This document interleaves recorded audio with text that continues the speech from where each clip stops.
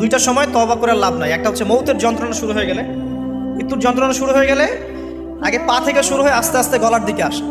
হাদিসে যেমনটা এসেছে, সূরা ওয়াকিয়ার মধ্যেও আছে যে পায়ের দিক থেকে যন্ত্রণা শুরু হয়ে আস্তে আস্তে আস্তে আস্তে এই গলার দিকে আসে, এবং আত্মাটা গলার এখানে যখন চলে আসে, এখান থেকে মালাকুল মউত আত্মাটাকে নিয়ে চলে যায় এবং চোখ দিয়ে তাকিয়ে থাকে মানুষ।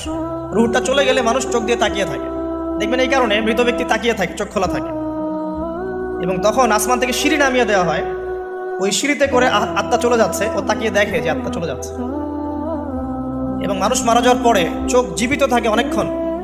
মেডিকেল সায়েন্স যারা পড়েছে তাদেরকে জিজ্ঞাসা করবে, মানুষ ডেড হয়ে গেলেও চোখ দেখবেন আরও কয়েক ঘন্টা, হয়তো আরও নির্দিষ্ট একটা সময় পর্যন্ত চোখটা কিন্তু জীবিত থাকে। এই জন্যে চোখ বন্ধ করে দিতে হয়। যাই হোক, যেটা বলছিলাম যে মৌতের যন্ত্রণা শুরু হয়ে গেলে তওবা করে লাভ নাই, তওবার দরজা বন্ধ। আর পশ্চিম দিক থেকে সূর্য উঠে গেলে তওবা করে লাভ নাই, তওবার দরজা